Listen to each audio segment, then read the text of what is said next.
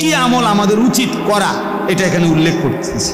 1 নম্বর হলো বিশেষভাবে কুরবানি দাতা এবং অন্যদেরও এই 10 দিন নিজের নখ চুল না কাটা।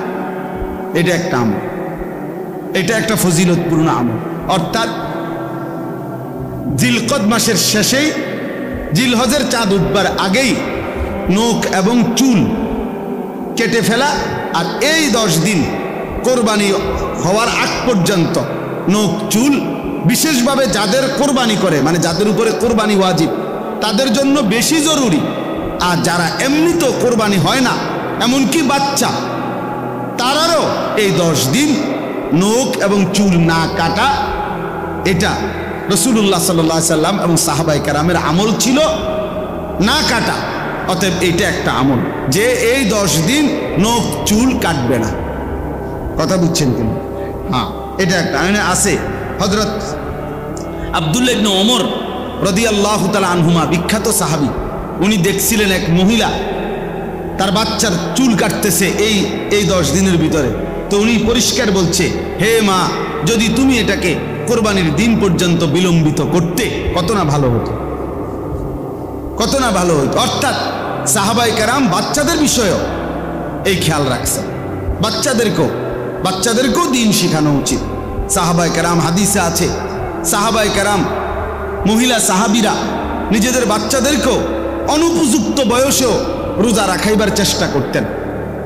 বলছে যে আমরা কাপড় দিয়া পেঁচাইয়া বাচ্চাদেরকে বিভিন্ন খেলনা বানায় দিতাম, আর যেন ঘুম পাড়ায় দিতাম, অথবা খেলনা ব্যস্ত করে দিতাম, আর এরই ফাঁকে সন্ধ্যা হয়ে যেত, তো তখন তাদেরকে আমরা ইফতার করাই। মুসলমানের এক জামানা ছিল, মুসলমানের নারীর মূল ফিকির ছিল সন্তানের আখলাক, সন্তানের ঈমান, সন্তানের আমল। দুর্ভাগা নারীর এখন মূল ফিকির হলো অনেকাংশের সাজগোজ, গহনা, অলংকার, প্রসাধনী, মোবাইল, আর বাহিরে ঘোরা, আর ভ্রমণ, আর বিনোদন। যার কারণে অল্প বয়স্ক ছেলেও আজকে নিয়ন্ত্রণ হারা। অসংখ্য ছেলে পেলেদের চেহারার দিকে তাকাইলে বোঝা যায় মা বাবা, পরিবার, আদর্শ, পারিবারিক কোনো সম্পর্ক তার কারো সাথে নাই। সে নিজের মতো করেই বড় হইতেছে, তার ইচ্ছা মতো তার চুল, তার ইচ্ছা মতো তার জামা, তার ইচ্ছা মতো তার জামা পোশাক, তার হাসি, তার চলাফেরা, তার খানা খাদ্য, আহা, নিজের মতো করে। মুসলমানের ছেলে মাত্র 16 বছর বয়স, চেহারা দেখলে বোঝা যায় না যে তার কোনো বাপ আছে কিনা। না, বুঝাই যায় না। বাপ থাকলে তো তোর চুল এমন হইতো না বেটা, তোর বাপের চুল তেমন না বেটা, তোর বংশের কারো চুল তেমন না বেটা, তুই কার থেকে শুরু করলি এটা? এমন যদি হইতো যেটা আমার আব্বার থেকে শুরু হয়েছে, তাহলে ধর্মের তো কিছু নাই, আল্লাহর সাথে তো সম্পর্কও নাই, রাসূলের সাথেও সম্পর্ক নাই, বাপ দাদার সাথেও কি নাই, কিচ্ছুর সাথে কোনো কিচ্ছু নাই, যে নাই, কিচ্ছু নাই। আগে তো কাফির বেঈমানরা কইতো মিয়া যে আমরা বাপ দাদার থেকে, মা আলফাইনা আলাইহি আবাআনা, আমরা আমাকে বাপ দাদার থেকে পাইছি এটা। আর এখনকার অপদার্থ তার বাপ মার লগো তার কোনো মিল নেই। আহা, হাইওয়ান মনে করছে, জন্তু জানোয়ারের মতো এই চেহারা। আর ইহুদি, খ্রিস্টান, মুশরিক, মুরতাদ, বেঈমান, ওদের মতো বেটা সাজগোজকে তোরা পছন্দ করলি বেটা। বেওকুফ, আহাম্মক ছাড়ার কিচ্ছু না বেটা। বদনসিব বেটা। আত্মসম্মান যদি থাকতো, তো আত্মমর্যাদা সম্পন্ন ব্যক্তি আগে ভাবে আমি কার মতো সাজতেছি, আমি কেন ওনার মতো হব, আমার চুল এমন হবে কেন, এর পিছনে যুক্তি থাকতে হবে, আমার এই পাঞ্জাবি এটা এমন কেন, আমার উস্তাদ আমি ছোটবেলায় যার কাছে প্রথম পড়ছি, আজকে সারা বাংলাদেশের যিনি হেফাজতে ইসলাম বাংলাদেশের যিনি মহাসচিব, আল্লামা শায়েখ সাজিদুর রহমান, সারা বাংলাদেশের মুরব্বী।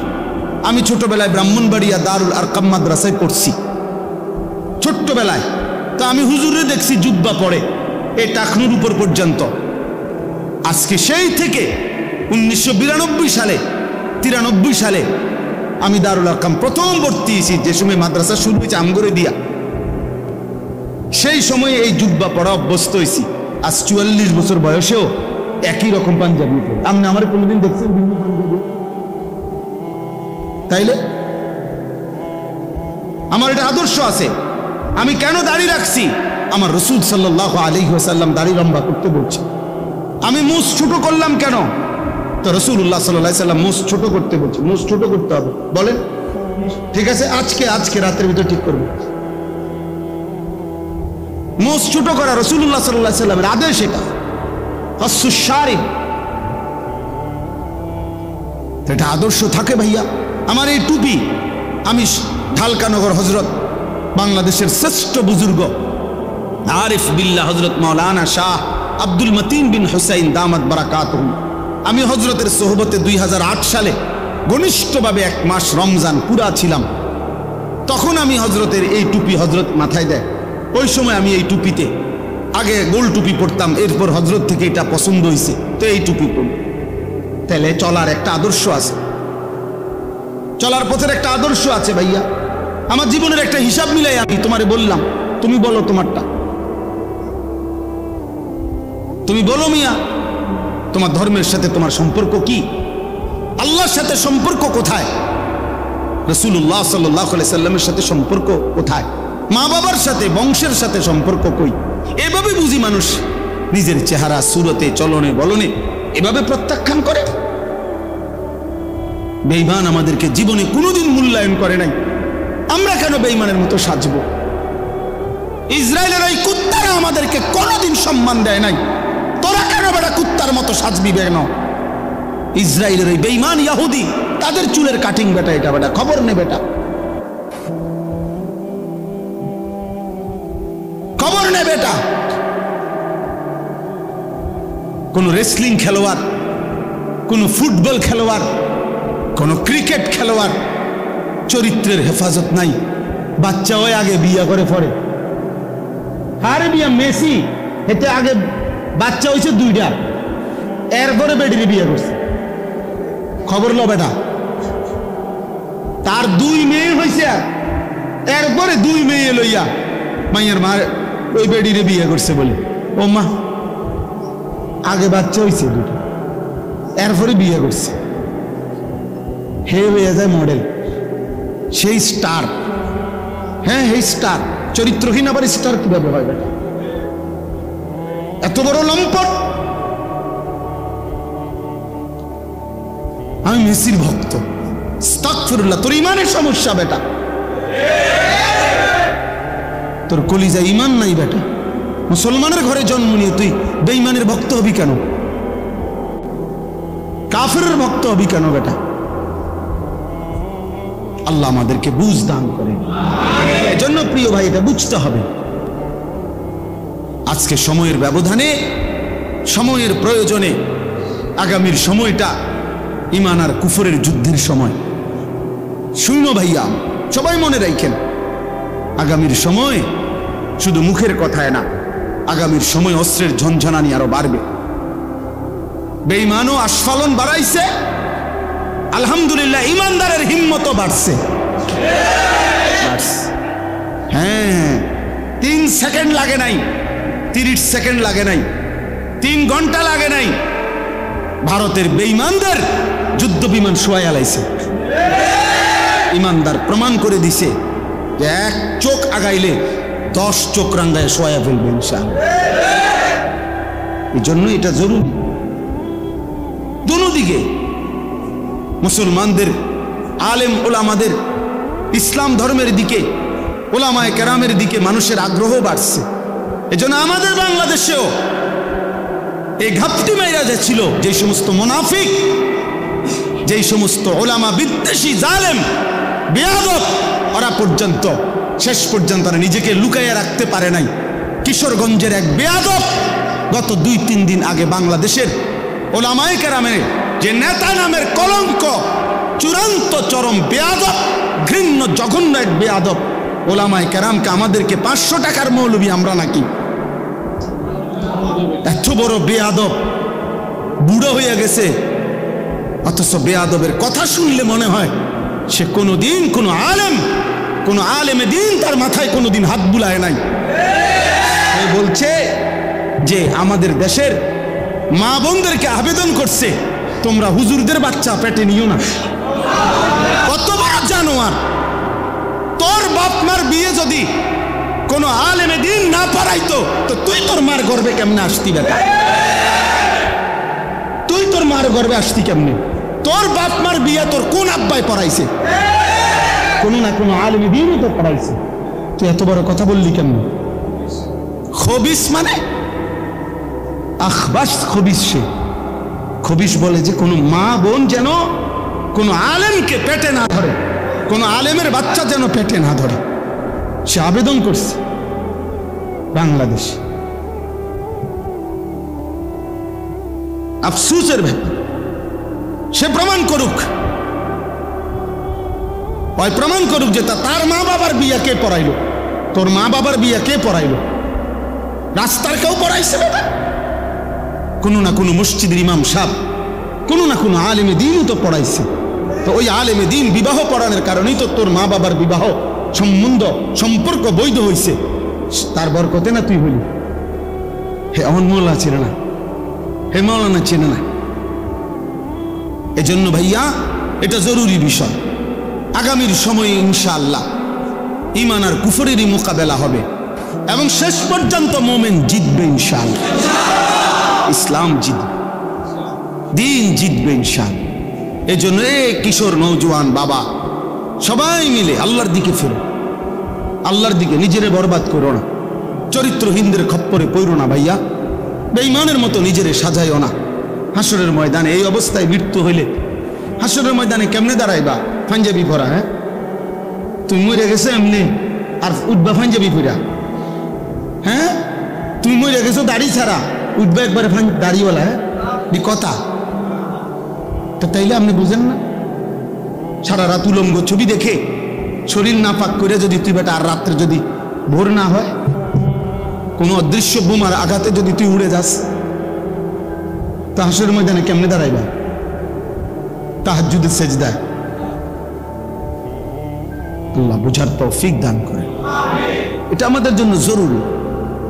এই জন্য আমরা ইনশাআল্লাহ জিলহজ মাসের এই সময়টুকু সহ আমাদের জিন্দিগি আমরা আল্লাহর হুকুমের উপরে আনবো ইনশাআল্লাহ। বাকিটা শুধু পড়ে শুনাই।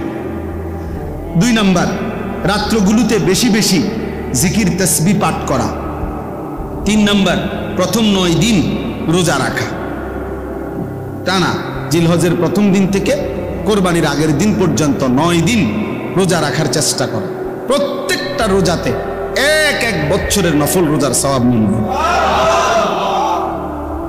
4 নাম্বার, আরাফার দিন অর্থাৎ কোরবানির আগের দিন 9 জিলহজ রোজা রাখা। এটা বিশেষ, অর্থাৎ কোরবানির আগের দিন বিশেষভাবে ওই দিন রোজা রাখার সর্বোচ্চ চেষ্টা করা।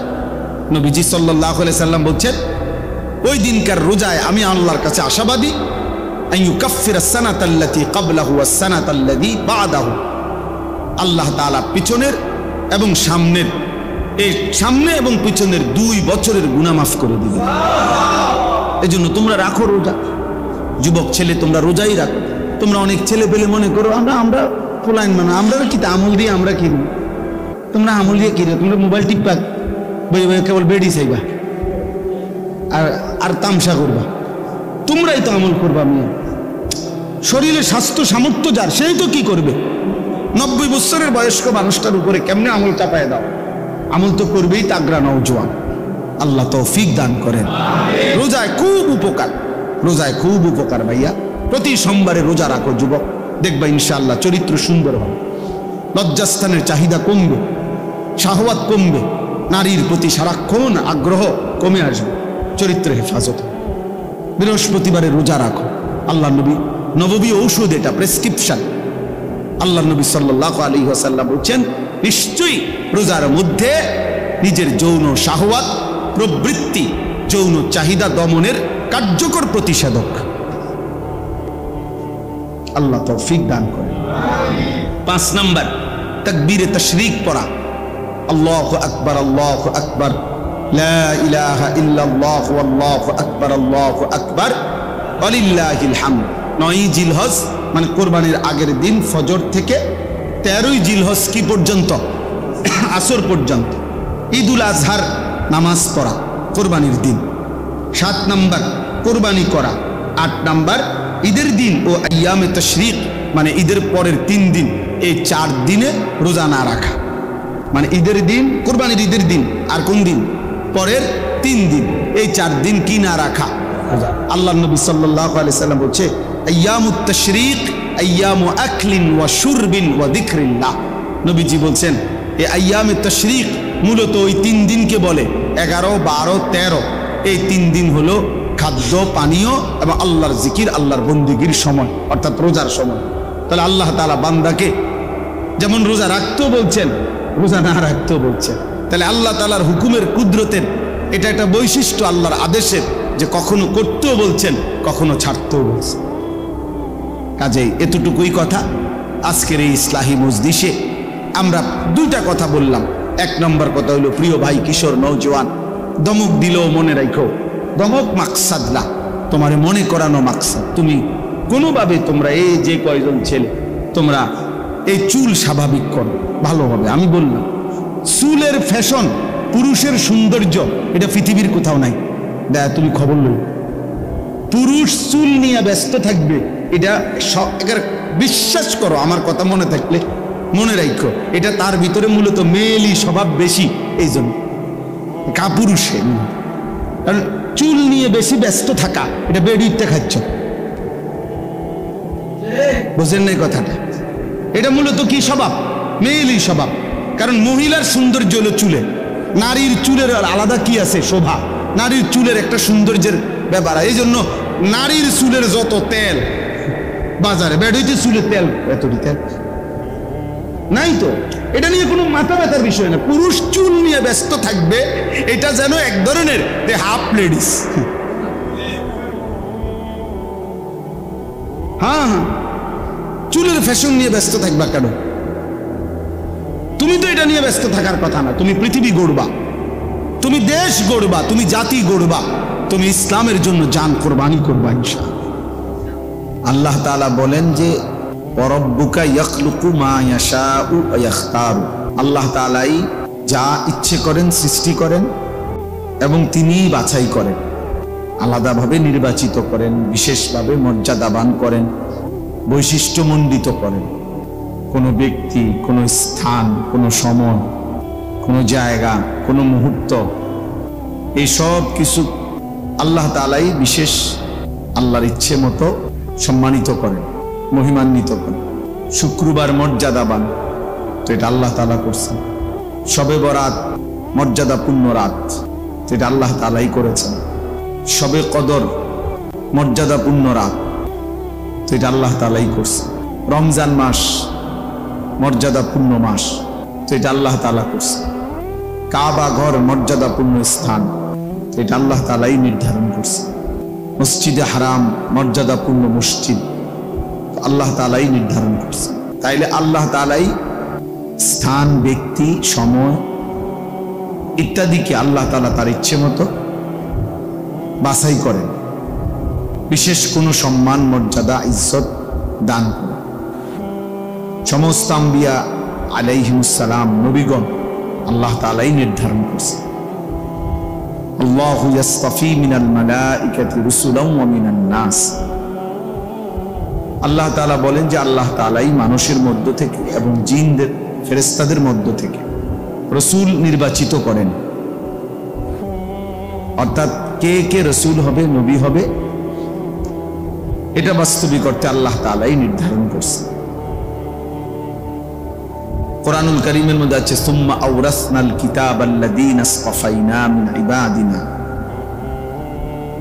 আমার রাসূলের পরে যুগে যুগে কারা কোরআনুল কারীমের উত্তরাধিকার হবে, সেই হাফেজ, আলেম, যাদের সিনার মধ্যে আল্লাহর কোরআন থাকবে, আল্লাহ বলেন এদেরকে আমি আল্লাহই যুগে যুগে বাছাই করে থাকি। ইসতাফাইনা, আল্লাহ বলে আমি বাছাই করেছি।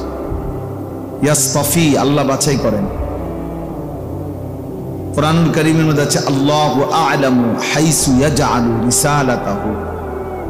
আল্লাহ তাআলাই সর্বাধিক ভালো জানেন তিনি তার রিসালত মানে কাকে রাসূল বানান।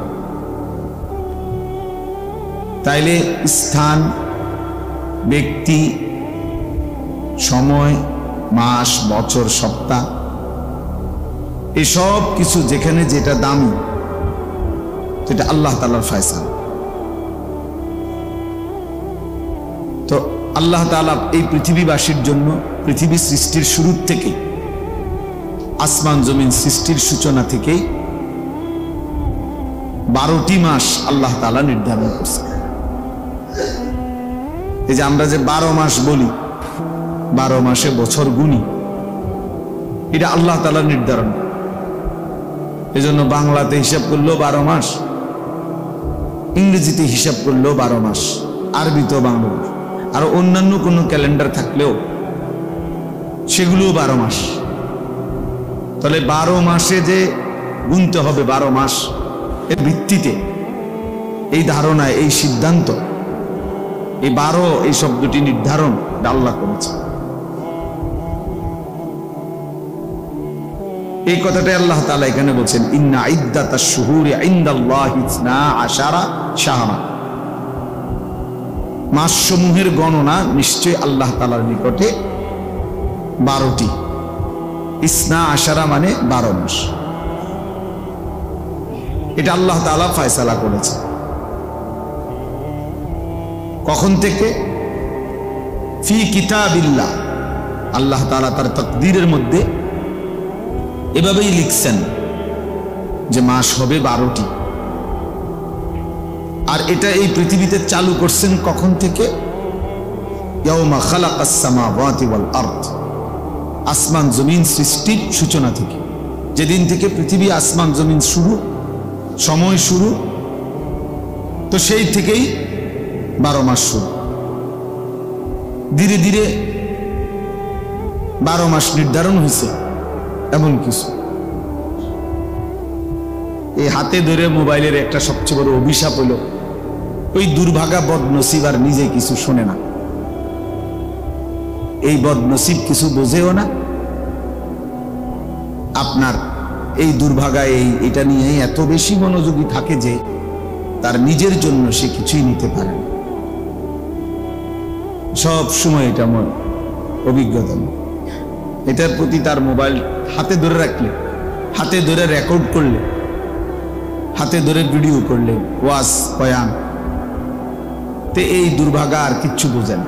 এই শুধু মানে সর্বোচ্চ যত্ন নিয়া মোবাইলটার মধ্যে উঠে এইটাই যা, এটা একটা সুকারি আমার মোবাইলে ওয়াজ আছে, বুঝছেন না? আমাদের দেশে আগে বলতো অনেক গ্রাম্য মানুষ, কয় না যে বেটা 2-4 জন হুজুর আমরা পকেটেই থাকে,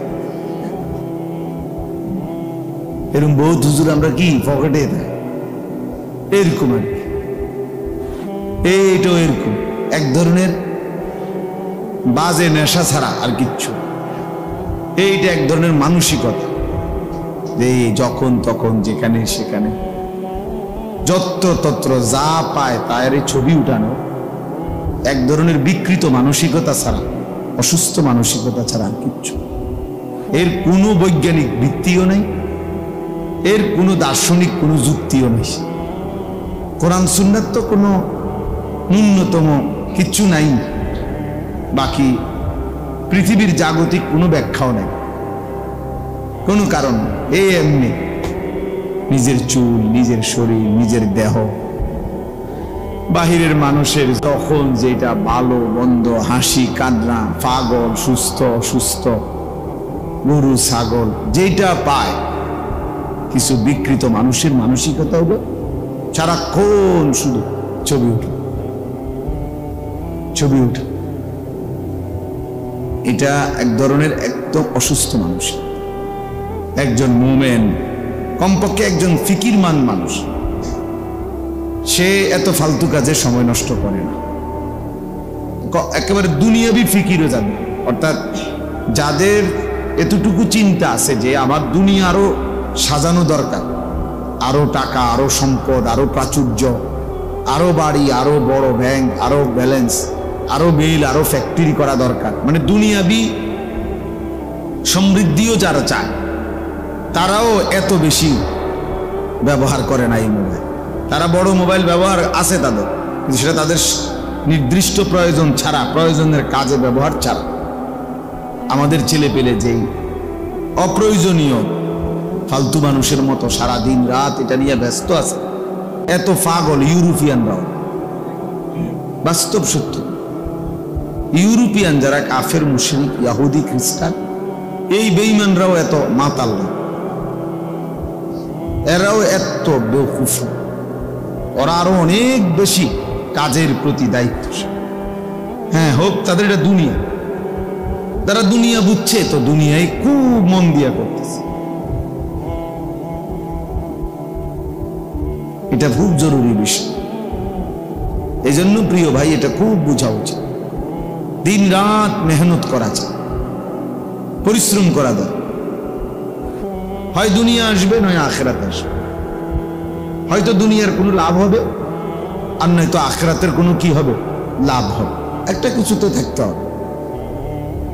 কোনো কিছু নাই মা লা ফাইদাতা ফিদ দুনিয়া ওয়াল আখিরাহ।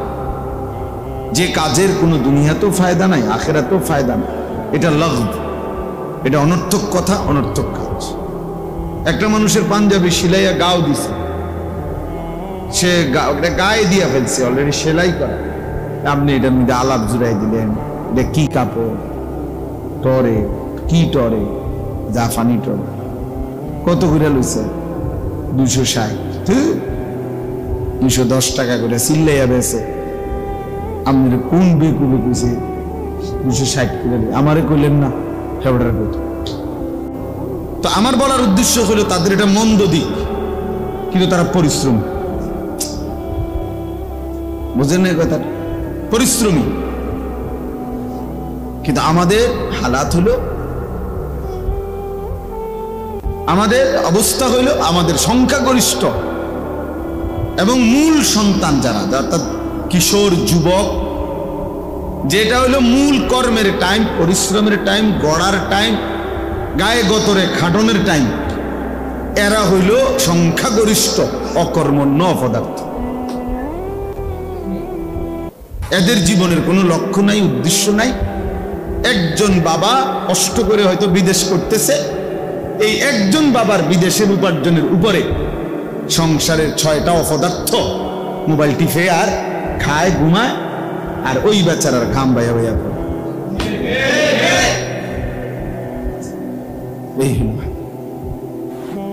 যার ফলে আফসুস ছাড়া, নাহলে আমাদের যথেষ্ট পরিমাণ জনশক্তি আছে, আমাদের কিশোর আছে, আমাদের যুবক আছে, মেধা আছে, বুদ্ধি আছে, শরীরের সক্ষমতা আছে, সব আছে, কিন্তু আমরা পিছিয়ে পড়ি কেন?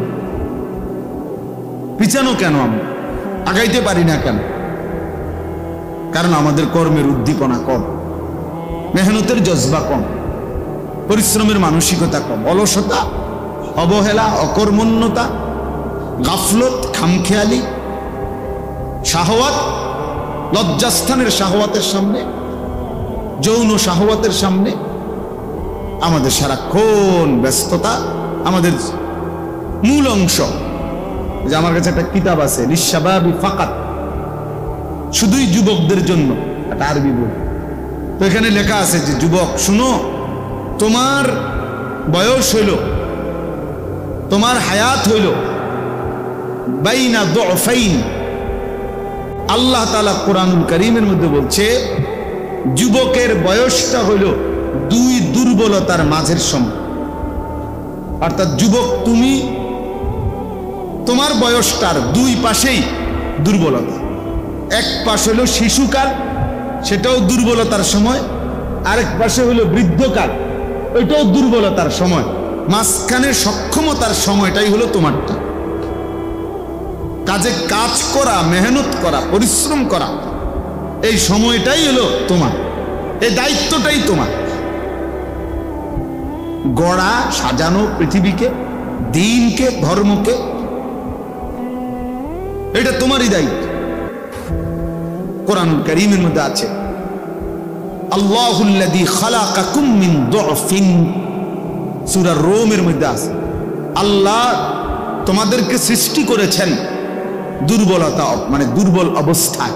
দুফ এ প্রথম, মানে শিশুকাল। সুম্মা জাআলা মিন বা'দি দুফিন কুওয়াতান, অতঃপর আল্লাহ তাআলা তোমাদের সেই দুর্বলতার উপরে দিয়েছেন কুওয়াতান, শক্তি। ভাই আমার একটা অনুরোধ হলো, ছাত্র নিলে একবারে নেন, একটু পর পর একজন একজন করে উঠাইয়েন না। আপনার ছাত্র ওস্তাদের সদবদর তো ভালো লাগতেছে না।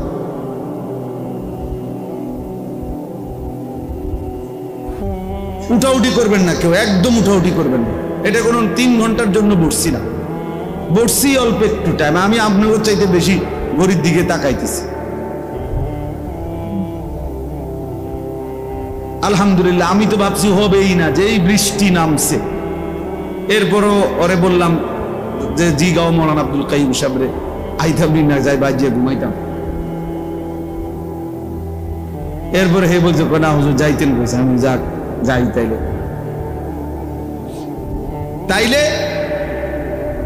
আল্লাহ তাআলা বলতেছেন সুম্মা জাআলা মিন বাদি দুফিন কুওয়াতান, অতঃপর আল্লাহই তোমাদের সেই দুর্বলতার উপরে দিলেন কুওয়াতান, মানে কি শক্তি, তার মানে যৌবন। সুম্মা জাআলা মিন বাদি কুওয়াতিন দুফান ওয়া শাইবা, এই যে পুনরায় আবার সেই শক্তিতে ফিরিয়ে দিলেন দুর্বলতা এবং বৃদ্ধ অবস্থা।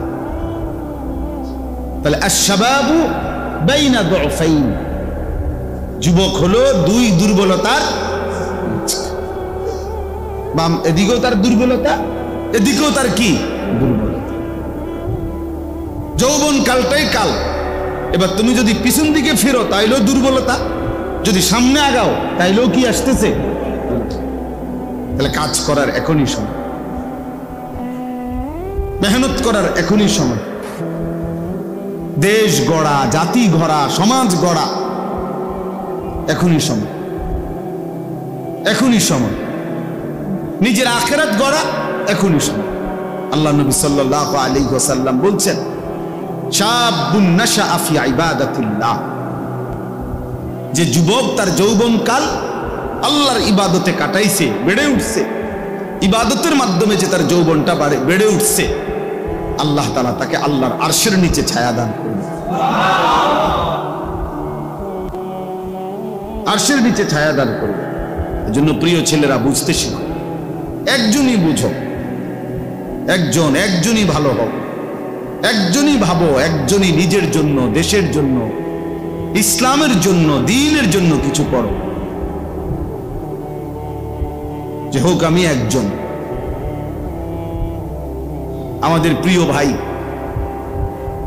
বর্তমান সময়ে উদীয়মান, আলহামদুলিল্লাহ অনেক সুন্দর বয়ান করে, আমগো পছন্দের আমার শায়েখ আরিফ বিল্লাহ হাকিমুন নফস আল্লামা মুফতি মুশতাকুন নবী কাসিমি, আমার শায়েখেরও পছন্দের হযরত মাওলানা মুফতি ইউসুফ বিন ইকবাল। এই মাওলানা আমার এই বই দিছে, এই বই 2-3 দিন আগে আরো একটা বই দিছে, আরো সুন্দর, শাবাবুন লা ইয়ানসাহুমুত তারিখ, আরবি বই। ওই যুবকরা 1450 বছর ইসলামের ইতিহাসে, ওই যুবকগণ ইতিহাস যাদেরকে কখনোই ভোলে নাই। কি বই, শাবাবুন লা ইয়ানসাহুমুত তারিখ।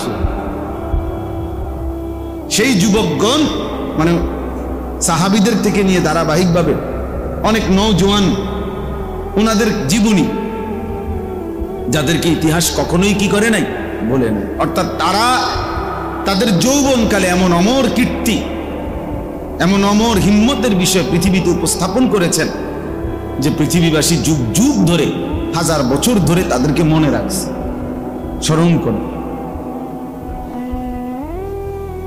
আল্লাহ তাআলা আমাদের এই প্রিয় মাওলানাকেও উত্তম বদলা দান করে। তো আমি বলতেছিলাম যে আমার কথার প্রসঙ্গ ছিল ওই মোবাইলের, এটা দেখা বিরক্ত লাগছে, দেখা বলছে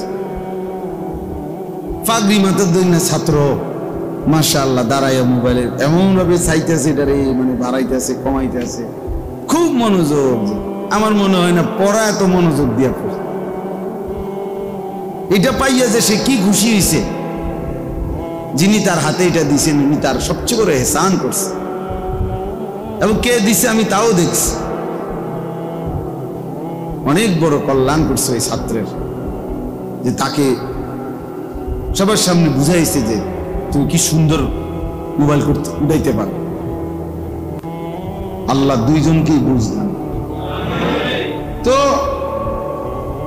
আমি আপনাদের কাছে এটা বলতে চাই, আল্লাহ তাআলা বলছেন রব্বুকা ইয়াখলুকু মা ইয়াশাউ ওয়া ইয়াখতার, এটার আলোকে বলতেছিলাম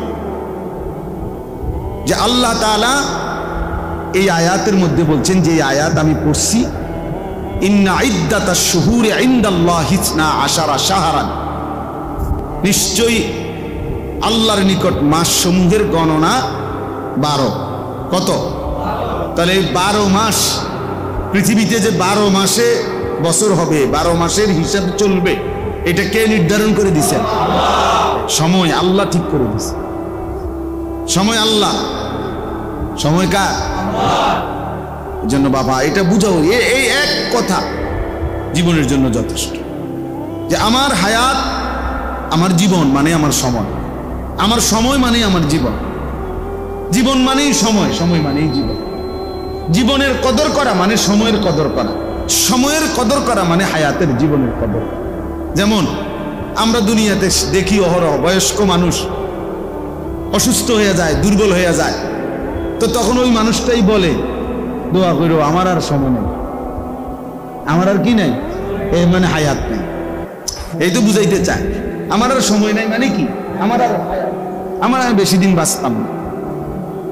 একেবারে মারাত্মক অ্যাক্সিডেন্ট অথবা মারাত্মক কোন অসুস্থ ব্যক্তি এটা বলে, দোয়া করো আমার আর কি নাই, সময় নেই, আমি আর বেশিক্ষণ বাঁচবো, আমার আর হায়াত নেই। তাহলে জীবন মানে সময়, সময় মানেই জীবন। এজন্য হায়াতের কদর করা, সময়ের কদর করা, সময়কে বুঝা, সময়ের কদর উপলব্ধি করা অনেক বড় নিয়ামত, অনেক বড় নিয়ামত, অনেক বড় নিয়ামত। ইমাম শাফি রহমতুল্লাহ আলাইহি বলছেন, আমি সারা জিন্দেগি বুজুর্গদের কাছ থেকে যা অর্জন করছি, সেই অর্জনের মধ্যে শ্রেষ্ঠ যে কথা আমি শিখছি, একজন বড় ইমাম মুজতাহিদ তিনি বলছেন, আমি আমার সারা জিন্দেগি এলেম শিখতে গিয়ে আল্লাহওয়ালাদের কাছ থেকে যা শিখছি, তার মধ্যে সবচেয়ে বড় যে কথাটা শিখছি সেটা হলো আল ওয়াক্তু সাইফুন, সময় হলো তরবারির মতো, ইনলাম তাকতাহু কাতাআকা, তুমি যদি সময়কে না কাটো সময় তোমাকে কেটে ফেলবে। অর্থ হইল, তুমি যদি তোমার সময়কে না ভাগ করো কাজের জন্য, নিজের জিন্দেগির জন্য, তাহলে সময় তোমারে কাটতে কাটতে পার হয়ে যাবে। আমাকে হিসাব করতে হবে, আমি 20 মিনিটে খানা খাইতে হইব, আমার টার্গেট আমি 3 ঘন্টা বিশ্রাম করবো, তো ঠিক 3 ঘন্টার ব্যবধানে আমার উঠতে হইব। এর জন্য আমার মোবাইলে যত রকমের অ্যালার্ম দিতে হয় আমার দিতে হবে। আমার ফজরের নামাজের জামাত 4:45, তাহলে কাজে 4:30 আমারে কি করতে হইব? উঠতে হইব। এটা আমার হিসাব করতে হইব। কাজে আমার ঘুম সাফ হোক বা না সাফ হোক, টাইম কম থাকুক বা না থাকুক, আমাকে উঠতে হবে। আমি কালকে রাত্রে 3টায় ঘুমাইছি বরাবর, তো আমি আবার ফজরের নামাজের জামাত ধরছি 45-এর জামাত, তাইলে ঠিক আমার এটা হিসাব। আমার আপনার 3টা অ্যালার্ম বাজে, আমি যে বেশি দেরিতে ঘুমাই, আমার এই ছোট মোবাইল এইটাতে অ্যালার্ম বাজে, আমার বিবির মোবাইলটার মধ্যে অ্যালার্ম বাজে, আবার একটা এমনি গড়িওয়ালা খুব আওয়াজ, ভয়ঙ্কর আওয়াজ, ওইটাতে অ্যালার্ম বাজে, সব বাজাইয়া এরপরে উঠি। কারণ যখন ঘুমাই তখন আর থাকে 1 ঘন্টা বাকি, কখনো 50 মিনিট সময় ঘুমাই, আবার এতক্ষণ বইও থাকতে পারি না। মানে এই 1টা ঘন্টা যে বসে থাকুন শরীরের পক্ষে আর এত সারা রাত সারাদিন মেহনত করে গিয়া আর কুলাইতে পারি না। তাইলে কিন্তু আমাকে তো উঠতেই হবে, এটা আমার জিম্মাদারি। তাইলে ইমাম শাফি রহমতুল্লাহ আলাইহি বলেন, তুমি যদি সময়কে না কাটো, মানে ভাগ না করো তোমার জিন্দেগির জন্য, তাহলে সে তোমাকে কাটতে কাটতে তোমার উপর দিয়ে কি হয়ে যাবে। এটার সহজ প্রমাণ হলো, সবচেয়ে সুন্দর উদাহরণ হলো ওই দেওয়াল ঘড়ি। রাত্রিবেলা অন্ধকারে লাইট নিভাই ফেললে, একাকী হলে, চারিদিকের আওয়াজ বন্ধ হয়ে গেলে কেউ খেয়াল করে দেখবেন দেওয়াল ঘড়ি তখন এই সেকেন্ডের কাটাটা কাট কাট কাট করে একটা কট কাট আওয়াজ শোনা যায়। আমি প্রায় এটা মনোযোগ দিয়ে শুনি, আমার বাসা ভাল লাগে, আমার এটা ভাবি আরি যে আমারে সময় আমারে কাটতে কাটতে কি করতেছে, চলে এই সেকেন্ড ঘুরছে, মানে আমার হায়াত, আমার হায়াত, আমার ঘন্টা চলে যাচ্ছে, আমার মিনিট চলে যাচ্ছে। এই 3টা মাস সম্মানিত আর আলাদা। ওয়া রজব, রজব মাস, যেটা রমজানের আগে 2 মাস, অর্থাৎ রমজানের আগের মাসের নাম শাবান, তার আগের মাসের নাম রজব মাস। তাহলে এই 4টি মাস হলো আল্লাহ তাআলা নবীজি সাল্লাল্লাহু আলাইহি সাল্লাম ব্যাখ্যা করে দিয়েছেন যে এটা সম্মানিত মাস। আল্লাহ বলছেন তোমরা এই মাসগুলোতে বিশেষভাবে, সারা বছর তো আছোই হুকুম, আবারও বলছি বান্দা, এই পবিত্র সম্মানিত মাসগুলোতে গুনাহের মাধ্যমে নিজের উপরে জুলুম করো না। আমার আদেশ, আমার কর্তব্য কাজ তোমার ছেড়ে দেওয়ার মাধ্যমে নিজের উপরে জুলুম করো না। একটা জরুরি কথা মনে রাখতে হবে, আল্লাহ তাআলার প্রতিটি আদেশ পালন না করা নিজের উপরে জুলুম করা। আল্লাহ তাআলার প্রতিটি নিষেধ আমি কিংবা আপনি করা, এটা নিজের উপরে জুলুম করা। জুলুম বলা হয় ওয়াদউ শাইই ফি গায়রি মাহাল্লিহি। জুলুম কাকে বলে? যে জিনিস যেখানে রাখার কথা, যে জিনিস যেখানে থাকার কথা, সেটাকে ওইখানে না রাখা, অন্যত্র রাখা, এটাই জুলুম। এটাই কি? ওয়াদউ শাইই ফি গায়রি মাহাল্লিহি, ভিন্ন জায়গায় যেখানে রাখা। তো আমি একজন আল্লাহর গোলাম, তো আমার জিন্দেগি থাকার কথা ছিল আল্লাহর হুকুমের অনুপাতে করা। তিনি করতে বলছেন আমি করব, তিনি নিষেধ করেছেন আমি ছাড়ব, এটাই তো আমার পরিচয়। ওই যে আমরা কিতাবের মধ্যে পড়ছি, বহু বুজুর্গানে দ্বীনের আমলে আগের পূর্বে এমন কৃতদাসও ছিল, এমন আল্লাহওয়ালা। পূর্ববর্তী জামানায় চাকর, গোলাম, কৃতদাসও ছিল এত বড় দিনদার, এত বড় দিনদার যে সে কৃতদাসকে কোনো আল্লাহওয়ালা বাজার থেকে কিনছে, গোলাম কিনে জিজ্ঞাসা করছে তোমার নাম কি? বলছে গোলামের আবার কোনো নাম কি? মনিব তাকে যে নামে ডাকে সেটাই গোলামের নাম। তুমি কি খাইতে পছন্দ করো?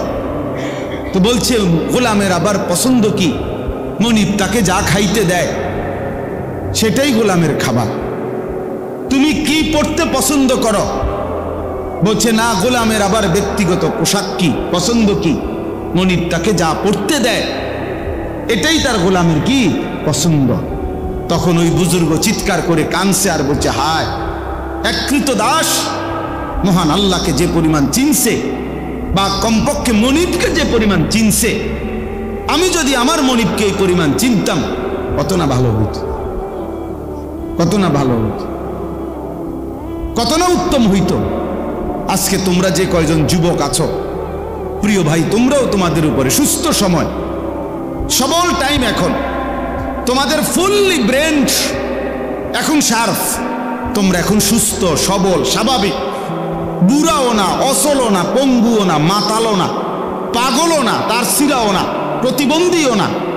তাহলে সর্বদিকে সুস্থ থাকার পরেও এদ্দুর আকল, এদ্দুর দিমাগ যাদের নাই যে আমার আল্লাহ আমারে কি করতে বলছে, আমার রসুল সাল্লাল্লাহু আলাইহি ওয়াসাল্লাম আমাকে কি করতে বলেছেন, এটা যা বুঝে না, এদ্দুর বিবেক যার নাই, তার মতো অপদার্থ আর কেউ হইতে পারে না, আর কেউ হইতে পারে না। এটা নিজের উপরে নিজেকে নিজে ছোট করা ছাড়া, যে আমি এমন একজন যুবক যার কোনো আকল বলতে নেই, বিবেক বোধ, বুদ্ধি বিবেচনা বলতেও কিছু নেই। নাই তো আমি তো এখন এই মুহূর্তে তো দুর্বল না। আজকে যদি 90 বছরের বুড়া মানুষ হইতো, যে ডাইন দিকে যাইতে গিয়ে বাম দিকে জায়গা, সামনে গেলে ফিচ্ছায় ফিরে যায়, শরীর চলে না, জান চলে না, তাইলে একটা ভিন্ন কথা ছিল। তোমাদের সমস্যা কি ভাই? নামাজ পড়তে তোমাদের অসুবিধা কি? আমার এই কোমরের এই পিঠে, এই বাম দিকে কোমরের এই সাইডটাতে 24 ঘন্টা ব্যথা করে, একের ফুল টাইম, সারাক্ষণ ব্যথা করে। আমি ইন্ডিয়াতেও, দিল্লিতে ডাক্তার দেখাইছি, অনেক টাকার ওষুধ খাই, কিন্তু এটা সারাক্ষণ ব্যথা করে। তাইলে এটা এখন 40 বছরের পর থেকে,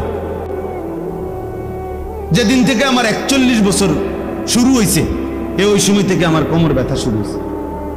আমার স্পষ্ট হিসাব আছে, 40 বছরের পর থেকে 41 বছর, 1-1.5 বছরের মাথায় চশমা পড়তে হয়েছে, ছোট্ট লেখাটা কম দেখি। কিন্তু এর আগে ক্লান্তি কাকে বলে, দুর্বলতা বলতে কি, অলসতা বলতে কি, আমি এটা তেমন একটা বুঝতাম না। আমার তো, আমি কত সময় বলছি যে আমি টানা 4.5 ঘন্টা 4 ঘন্টা এক টানা বয়ান করে গেছি এবং এক শব্দ আসতে বলি নাই। আমাদের আল্লামা মামুনুল হক দামাত বারাকাতুহুম, যিনি বাঘের গর্জন দেয়, উনি যেমন সব কথাই দেখেন না জোরে বলে, আল্লাহ তাআলার ইচ্ছা দয়া, এটা মালিকের ইচ্ছা ছাড়া সম্ভব না, আল্লাহর ফজল ছাড়া সম্ভব না। তাহলে একটা সময় আমরা এটা ভাবছি, এরকম 4 ঘন্টা 2.5 ঘন্টা পায়ে হাইটা মাহফিলে আসছি, 2.5 ঘন্টা পায়ে হাইটা ফিরে গেছি, 4 ঘন্টা 3.5 ঘন্টা 3 ঘন্টা ওয়াজ করছি। আস্তা এরকম 1 লিটারওয়ালা 7 আপ কোকের বোতল, এগুলো আগে ঠান্ডা ফ্রিজ থেকে নামাইয়া খাইয়ে ফেলতাম পুরানা। তা ক্লান্তি কাকে বলে এটা বুঝতাম না তখন, কিন্তু এখন সারাক্ষণই ক্লান্তি লাগে, কষ্ট হয়, ফিরাইতে হয়। তাহলে এখন ওর বয়সের এই হালাত, কিন্তু নওজোয়ানের সমস্যাটা কি? নওজোয়ানের সমস্যাটা কি? এই জন্য হযরত যায়েদ ইবনে সাবিত রাদিয়াল্লাহু তাআলা আনহু, বিখ্যাত সাহাবী, মাত্র 16 বছর বয়সে হযরত আবু বকর সিদ্দিক রাদিয়াল্লাহু তাআলা আনহু ওনাকে বলছিলেন যে কোরআনুল কারীম পুরা 30 পারা, রাসূলুল্লাহ সাল্লাল্লাহু আলাইহি ওয়াসাল্লামের লক্ষের চাইতে বেশি সাহাবী নবীজির ইন্তেকালের পরে যার কাছে যেটুকু লেখা আছে, কারো কাছে তখন কোরআন শরীফ একসাথে 30 পারা একসাথে একজনের কাছে লেখা ছিল না, টুকরা টুকরা ছিল, কারো কাছে 10 আয়াত, 1 সূরা, 2 সূরা, এরকম বিচ্ছিন্ন বিচ্ছিন্ন ছিল। তো আবু বকর সিদ্দিক রাদিয়াল্লাহু তাআলা আনহুর খেলাফত আমলে উনি এই 16 বছর বয়স্ক এই সাহাবী যায়েদ, ওনাকে দায়িত্ব দিছে এই সমস্ত সাহাবীদের থেকে যার কাছে কোরআন শরীফের যত সংকলন আছে, যেটুকু আছে, সব একত্র করবা, সবগুলোকে যাচাই বাছাই করবা, এরপরে 30 পারা কোরআন একসাথ করবা। এই পুরা প্রকল্পটা, পুরা কাজটার প্রধান জিম্মাদার তোমারে বানাইতে চাই, তুমি পারবানি। তখন হযরত যায়েদ ইবনে সাবিত রাদিয়াল্লাহু তাআলা আনহু বলেন, আমিরুল মুমিনিন, আমি চাইলে এই পাহাড়টা কাইটা আরেকখানে স্তূপ দিতে পারি।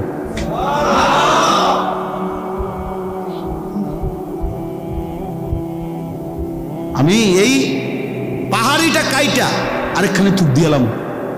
কি ভাবছেন? নওজোয়ান পারবে না তো কে পারবে? যুবক করবে না তো করবেটা কে কাজটা?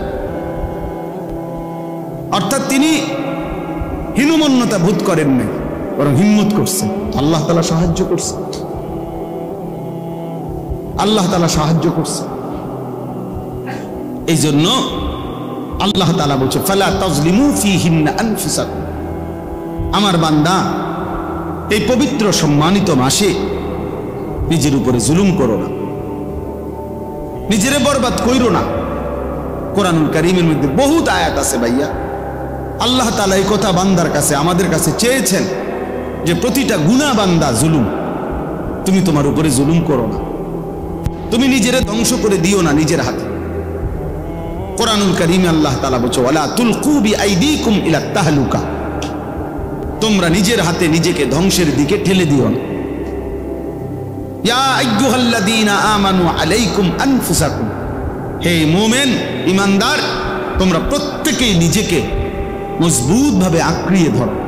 আল্লাহ বলছে, লা ইয়াদুররুকুম মান দাল্লা ইযা ইহতাদাইতুম, আল্লাহ বলে তুমি যদি হেদায়েতের উপরে উঠতে পারো, ঈমান আমলের উপরে, কলিজার মধ্যে যদি আল্লাহর মহব্বত রাসূলের ভালোবাসা ঢুকাইতে পারো, সেজদার মজা যদি তুমি একবার পাও, আল্লাহকে ডাকার স্বাদ যদি একবার পাও, কোরআন পড়বার, আল্লাহর জিকির করার, আল্লাহর হুকুম মানবার, তো আল্লাহ বলছে এবার গোটা দুনিয়া মিলেও আর কেউ তোমাকে পথভ্রষ্ট করতে পারবে না। সারা পৃথিবী ল্যাংটা হয়ে নাচুক, আমার সমস্যা কি? হেতে বুঝে না, এতে নাচুক, আমার কি? আমি তো মুমিন, আমি তো মুসলমান। খ্রিস্টান সেনাপতি একজন কিশোর নওজোয়ান সাহাবীকে বন্দি করে যুদ্ধে তার সুন্দরী মেয়ে দিয়ে 3 দিন আমরা উর্দু কিতাবে পড়ছিলাম। চেষ্টা করছে 17-18 বছরের নওজোয়ান সাহাবী যুদ্ধবন্দী তার সুন্দরী মেয়েকে দিয়ে অপকর্ম করাইতে আলাদা রোমে আটকায় রাখছে, মেয়েকে সেই রোমে একাকি দিছে। 3 দিন পরে সেই মেয়ে বলছে তার বাবাকে যে ইন্নাহু হাজারুন আম শাজারুন, এই যুবক হয়তো পাথর নয়তো কোনো গাছ, এ মানুষ না। লা ইয়ালতাফিতু ইলাইয়া মাররাতান, এই যুবক বাবা একবারের জন্য আমার দিকে ফিরেও তাকায় না। লা ইয়াদুররুকুম মান দাল্লা ইযা ইহতাদাইতু, নবী সাল্লাল্লাহু আলাইহি ওয়াসাল্লাম বলেন ইয়া শাবাবা কুরাইশ গুদ্দু আবসারাকুম ওয়াহসানু ফুরুজাকুম, নবীজি বলছে হে কুরাইশের যুবকগণ তোমাদের চোখ নিচের দিকে নামাও, লজ্জাস্থানের হেফাজত করো। রাসূলুল্লাহ সাল্লাল্লাহু আলাইহি ওয়াসাল্লাম বলেন মান ইয়াদমান লি মা বাইনা লাহইহি ওয়া মা বাইনা রিজলাইহি আদমান লাহুল জান্নাহ, যে তার 2টা জিনিস ঠিক রাখবে, এই দায়িত্ব নিবে, আমি রাসূল তার জান্নাত বুঝায় দেব, এই দায়িত্ব নিলাম। 1, 2 চোয়ালের মাঝের জায়গা মানে গাল, মুখ মানে জবান, যে তার জবানকে সুন্দর রাখবে। 2 রানের মাঝখানের জায়গা লজ্জাস্থান, যে তার লজ্জাস্থানকে হেফাজত রাখবে। নবীজি বলেন যে তার জবানকে হেফাজত করবে, যে তার লজ্জাস্থানকে হেফাজত করবে, আমি রাসূল তার জান্নাতের জামিন। আদমান লাহুল জান্নাহ, এজন্য গুনাহ ছেড়ে দেওয়া আমিও আপনি। এখন এই আয়াত বলার উদ্দেশ্য কি?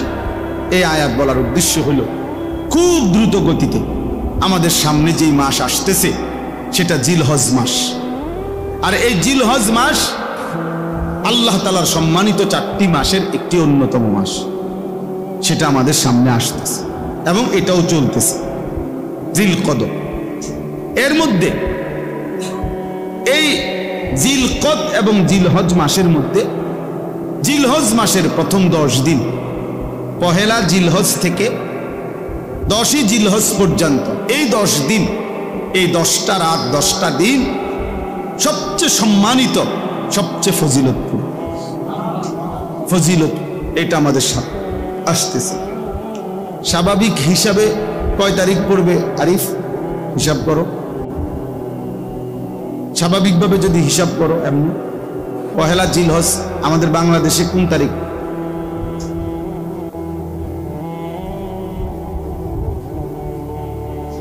জি 28 এপ্রিল অথবা 29 এপ্রিল, আর সরি মে, 28 বা 29 মে পহেলা জিলহজ হবে। জিলহজের চাঁদ উঠলে এই 10টা রাত 10 দিন আল্লাহ নবী সাল্লাল্লাহু আলাইহি সাল্লাম বলছেন, আমি এটাই পড়ছি এখানে, নবীজি সাল্লাল্লাহু আলাইহি সাল্লাম বলছেন এই 10 রাত, এখানে যে সম্মানিত মাসের বিশেষ এই 10টা দিন 10টা রাত, নবীজি সাল্লাল্লাহু আলাইহি সাল্লাম বলেন মা মিন আইয়ামিন আল আমালুস সালিহু ফিহা আহাব্বু ইলাল্লাহ মিন হাযিহিল আইয়াম, ইয়ানি আইয়ামুল আশর। আল্লাহ তাআলার নবী সাল্লাল্লাহু আলাইহি সাল্লাম বলেন আল্লাহ তাআলার নিকট যতগুলো দিন আছে সমস্ত দিনের মধ্যে এই 10টি দিন আহাব্বু ইলাল্লাহ, সবচেয়ে প্রিয়, সবচেয়ে ভালোবাসার, সবচেয়ে পছন্দের।